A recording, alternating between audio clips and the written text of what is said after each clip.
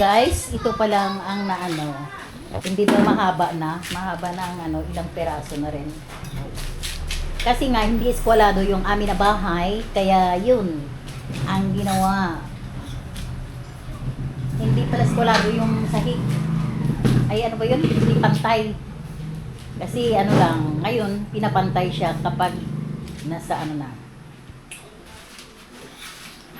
Ayan. Pakainin natin sila muna. Ayan, dalawa lang. Yan lang ang ulam nila ngayon. O, ang talsik. Baka matalsikan yung pagkain mo. Magkakain doon.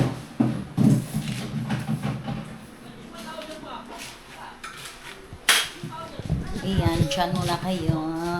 Para mag ano. Dyan kayo muna ha. Pakainin natin sila muna. Basta abang-abang lang kayo dyan. Abangers lang kayo muna. Kasi yan ang ano. Simple lang pagkain namin guys. Yan lang talaga. Ngayon,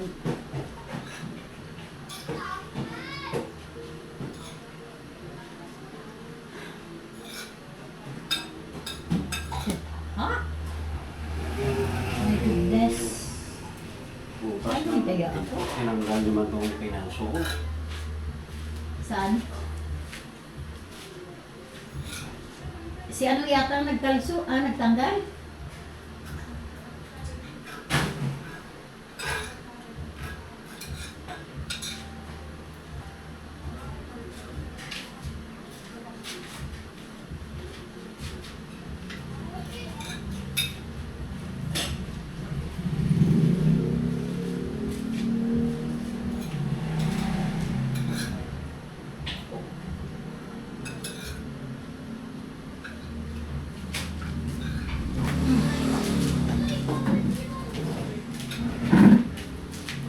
Kain ka ba? Kay kung tila naman kumain si kuya mo.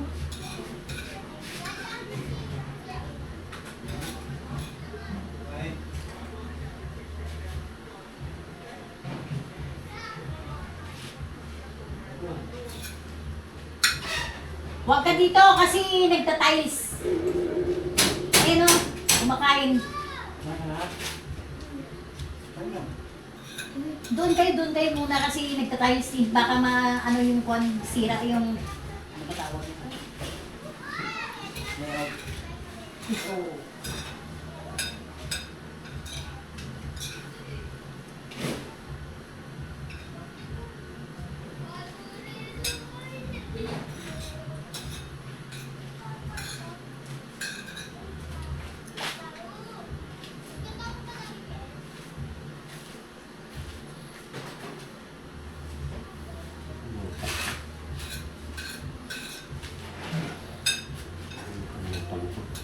Ha?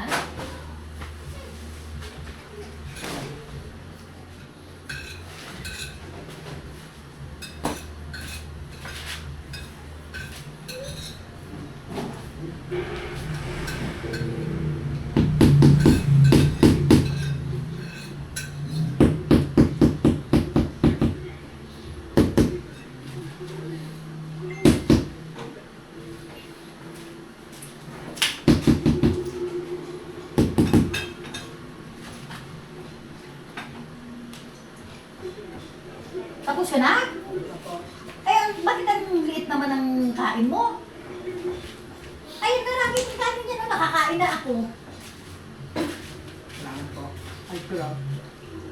Natural lang yan. Ganyan kami talaga pag nagpapagawa, nagpapakain. Kasi, para magaan ang grasya.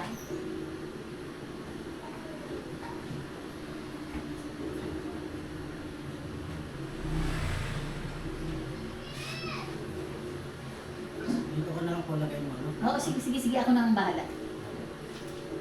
Dito na po lagay. Sige, pahinga. 1 o'clock na lang balik.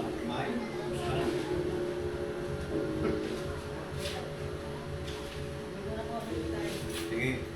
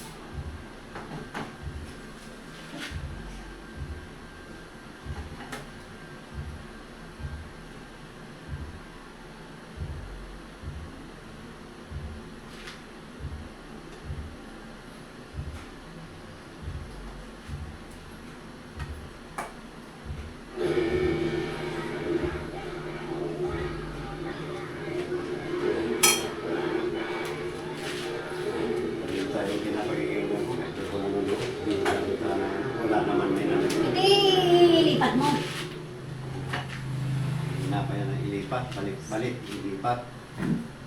Ano ba yung ano nun? Ha?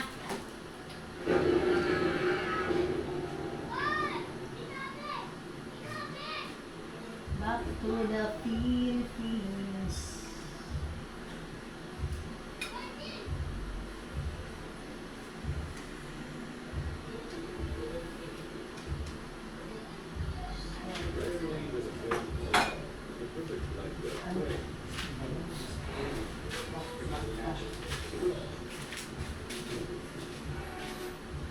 Ay, naku. Saan ba yun? Hindi ko na alam.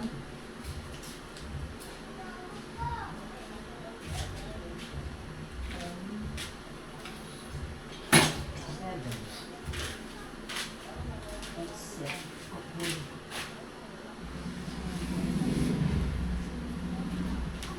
Pagsara.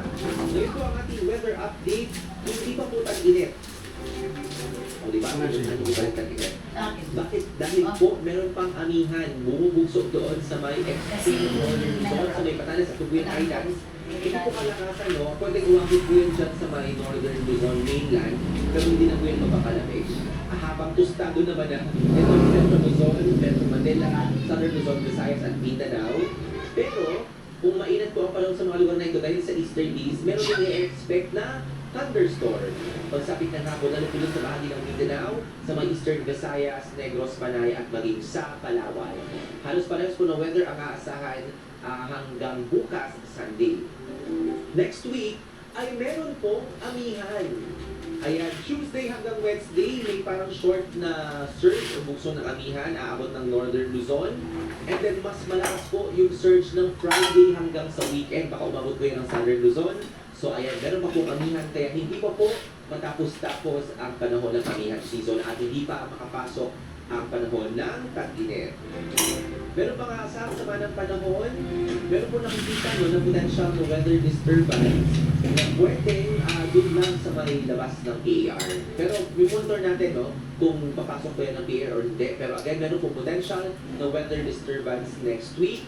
Ang tanong ay papasok ba or hindi ng PAR.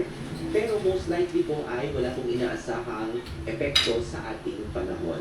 Ayun, di ba? Very good pa ganyan. Pag mabait lang ang bagyo if ever. Or weather disturbance kung magkataon. Ayan po ang ating weather update for this weekend na susunod na linggo.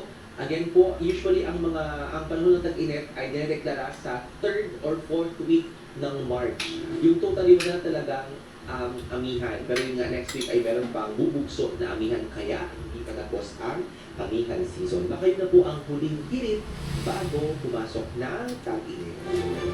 Yun yung Ayan ano po, mo ha. trabaho muna tayo. When I say magtrabaho, babalik po ang naligtas dapat. Magkalipas lamang ang ilang, paalala dyan lamang po kayo. Si Ariel Rojas ang titiyak na tayo lahat ay ligtas dapat.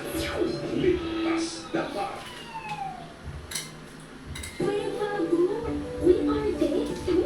Ito, ano yun to?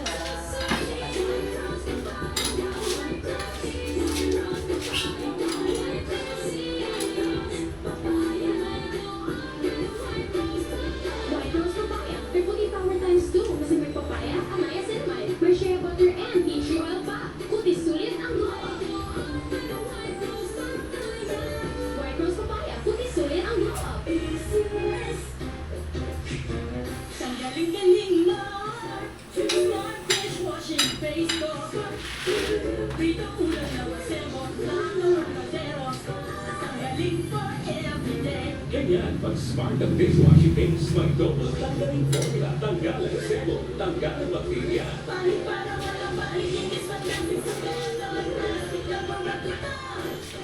Tanggalin-galing mo, smart dishwashing paste. Pagod ka na ba? Kasi kayo, inatagos isip ko. Marami pa doon ulam tayo. Hanggang gabi yun. Dami yun, may karasa.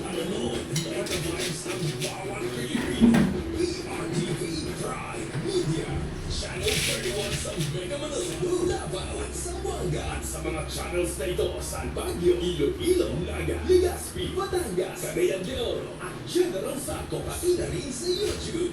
Yan ang PRTV Prime Media. Good vibes! Isang hindi, isang baba, hindi ang lahat.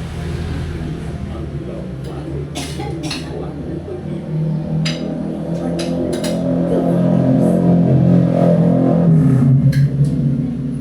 Mga pangyayaring mahalaga. Ora-orada, ibabalita. Narito na ang mga balita sa inyong PRTV News Break. PRTV News Break sa PRTV Prime Media. Oras para sa Ligtas Dapat sa DZMM.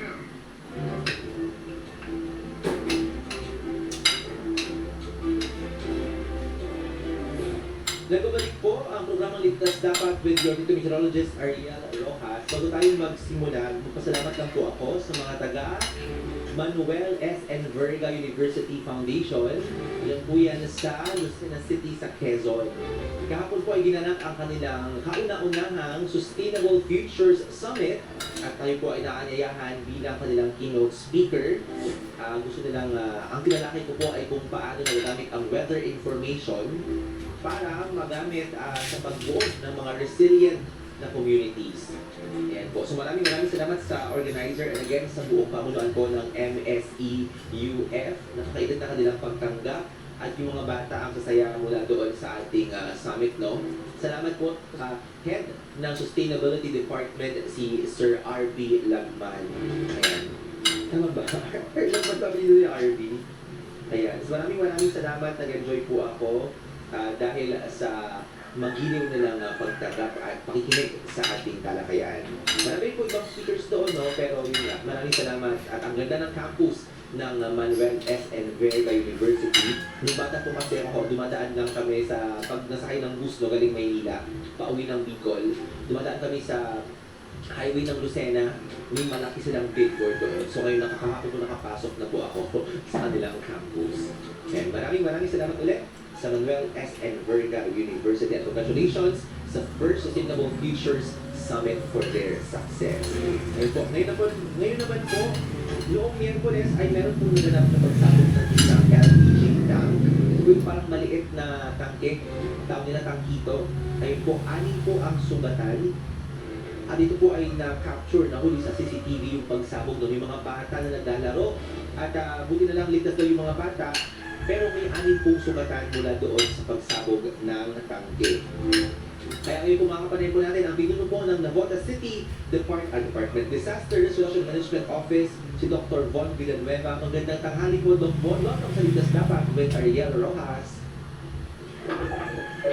Magandang tanghali po sa inyo po, Sir Arnel, at sa lahat po ng mga tagapakinig po natin ngayong tanghali. Yes po, sir. Doc, thank you for taking time to be with us this Saturday afternoon, sir. Una po, kumusta na po yung update doon sa investigasyon? At pwede po bang ma-explain, sir, kung ano po yung nangyari, bakit sumabog yung tangke? Opo, ang sumabog po na tangke ay yung po tinatawag na tangke o super salan, kung saan po yung burner mismo ay nakapatong po doon sa LPG. Ang negosyo po nung nasabugan, yung may-ari po ng bahay ay naglalaga po sila ng mais at sila po yung nagbebenta nito, yung po ating mga tinatawag na ambulance vendor na nagbebenta po ng mais. Ayon po doon sa paliwanag ay may nagkukumpuli ng LPG at may sumingaw na gas kaya siya po ay sumabog. At dahil po dito meron niya pong 6 na tao ang naging biktima at nagtamo po sila ng iba't ibang klase po ng injury. Yung sa 6 po na pasyente, 5 po yung may burns at yung isa po ay natantikan po ng bagay na dala sa pagsabog, tumama po sa kanyang bandang ulo. Sa budiang palad po, lang po sila ngayon ay nagpapagaling na yung tinamaan po, nagkaroon ng fracture wound ay nung mismong araw po naman, nakauwi na po sa kanilang tahan. So that's very good to hear. Ngayon po, lahat po ay nagpapagaling na lamang po. Opo, that's very good to hear, sir. Sir, sabi nyo kanina may LPG na inaayos. So, yung inaayos po bang LPG yung ginagamit mismo ng ambulance vendors sa paglaga po ng mais? Or iba pang ano po? Tao? Opo, iba pa po yun. Parang nakita po namin doon sa site ay tatlo po yung ginagamit nilang LPG. So, maaari po yung isa doon po sa dalawa na hindi ginagamit at that time, nakalas at sumingaw po yung gas kaya po siya sumabog. Pero, ganun pa man po, kung makikita niyo po kasi itong tangkito, tangke tapos may burner sa ibabaw, talaga pong sa aking pananaw, ito po ay hindi pa conventional na gamit pang araw-araw. At kung makikita niyo po, since nasa daw po siya ng isang kwarto, nung sumabog po siya, ay talaga po nagtansikan yung mga gamit. Kasi enclosed po yung gas. At nung nasindihan, sumabog po siya. Opo, pero alam niyo po, Doc Bon, yung ganyan pong itsura ng kalan po, common po. Sa hindi lang sa probinsya, no? Pati sa Metro Manila, marami po kaming bahay na napapasok na parang ganyan yung itsura po ng burner na ginagamit nila. Opo, actually po, yan po yung pinag-uusapan namin. Kasama po ang Bureau of Fire Protection kasi sila po ang in charge of safety. Kasama po yung ating business permit and licensing office para po sa mga negosyo. Dapat po natin tingnan saan ba sila pwede magtinda yan. Ano pa yung pwede sa mga bahayan at sa pamilya. Kasi baka po ito ay isa sa mga dahilan kung bakit nagkakaroon ng mga malalaking sunog. Sa tala po ng DNT, tinitingnan po namin, maraming kaso po ng sunog ay dahil po sa kitchen pan o dahil sa pagluluto. At maaari po na ito sa mga dahilan ay yung paggamit po ng kalan na kagaya po dito. Opo. Doc Bon, sa Navotas po ba, ito ay parang very rare yung mga ganitong instances or ito yung parang first po na very specific to this kind of burner, sir, ang rason ng pagsunog? Yung 2025 po, nagkaroon po ng dalawang kaso na maaaring ang pinagmulan po ay pagsapog po ng LPG tank or singaw dahil sa LPG tank. Okay. Pero yung po talagang sumabog na nagtantikan po yung mga gamit, ito lamang po ang nauna-unahan. Yung po kasi mga nauna ay nagkaroon po ng sunog dahil sa LPG tank. Ito po, antimano, yung LPG tank po yung sumabog at naging dahilan ko para magkaroon po tayo ng incidente na merong mga victims na nagkaroon ng injury. Opo. Siguro sir, atin pong paalala at mensahe sa ating mga kababayan, lalo po sa mga taga-Navotas, no? Alam naman po natin na medyo densely populated din po ang Navotas, magkakadikit din po yung bahay. At tama po kayo, meron din pong mga ambulance members na load mo ng kanilang bahay nagluluto. So ano po ang inyong reminder, sir, sa ating mga kababayan?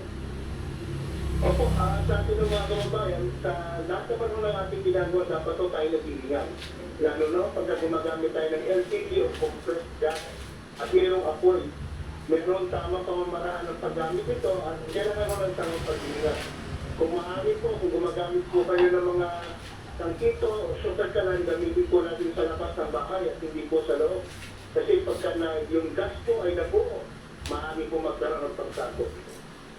Iba yung pag-iingat po sa lahat po ng ating ginagawa. Yun naman po, may papahin natin sa ating mga kababayan. Lalo na po dito sa bayan po ng Navotas. Opo, lalo po sir ngayon, no? Siyempre magtatag-init na, mas tuyo na po yung ating mga gamit. So parang if ever magkasunog, mas madali pong kakalat, no?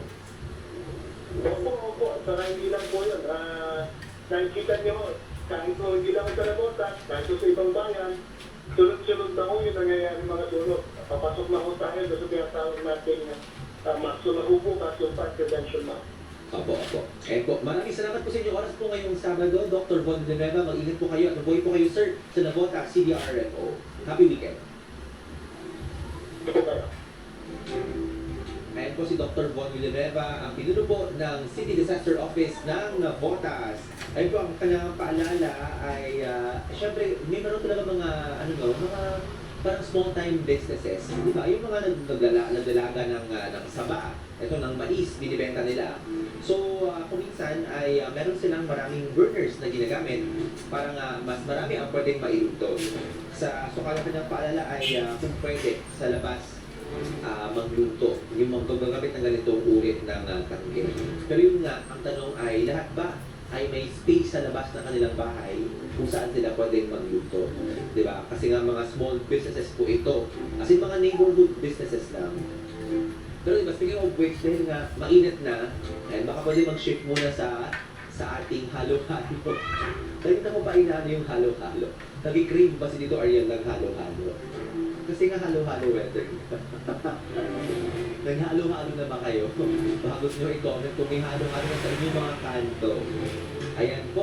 At para naman tulungan tayo sa ating mga reminders, ang ating mga safety guidelines. Paano ba maiiwasan yung kagaya ng nangyari sa Navotas na biglang sumabog po yung tangkito dahil nga may nagluto tapos may nagkukumpuni din ng LPG within the same area or the same room. Ay naanit po yung sugatan. Thankfully lahat po sila nagpapagaling na. Kapo na naman pong seryoso na natamong na ito. Kaya po mga kapatid po natin, ang bilino po ng Public Information Service at nakapagsalita po ng Bureau of Fire Protection. Magandang hapon po at sa dapat Fire Superintendent Anthony Arroyo. Sir, welcome po ulit sa Litas Dapat. Magandang hapon sa lahat at din sa mga nakikinig po at nanonood sa inyong programa. Magandang na hapon po sa lahat. Yes po, maraming salamat ulit sa inyong oras ngayong hapon, Sir Anthony. Sir, syempre bukas po ay start ng Fire Prevention Month. Sa mga nakalipas na conversations with Litas Dapat ng taga Bureau of Fire Protection, all year round na po, no, may nasusunog. Pero ngayong buwan talaga mas pinapaitin yung ating kampanya. Sir, baka meron po kayong datos, if ever, nakalipas sa taon ng dami ng sunog sa Metro Manila at sa ibang bahagi ng bansa. Kung may datos lang po kayo, sir, at ano po yung mga pangunahing dahilan? Yes po, ang Bureau of Fire Protection ay fully round naman ang ating ginagawang prevention activities and campaigns sa dahil na nasa Presidential Proclamation ng 2023 na ito ay pagdideklara ng Marso bilang buwan ng fire prevention. Kaya ang inyong BSP ay muli nagpapaalala na ang pag-iwas sa sunog ay talagang nagsisimula sa sariling mga tahanan. Kung matiyan natin yung dapat natin, ito nga taon, no?